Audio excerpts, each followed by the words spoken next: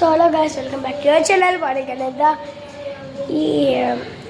ఈ రోజు నుంచి అయితే మాకు హాలిడేస్ స్టార్ట్ అయిపోయాయి. ఈరోజు అయితే లాస్ట్ ఎగ్జామ్. ఈరోజు అయితే మేము స్కూల్లో ఎంతలాగా ఎంజాయ్ చేస్తాం. ఈరోజు లాస్ట్ ఎగ్జామ్ కూడా జీకే మోరల్ సైన్స్ చాలా ఈజీ ఎగ్జామ్ కాబట్టి అది టకటకా రాసేసి డ్రాయింగ్ వేసేసి దాని తర్వాత మేము మొదలెట్టాం ఆట.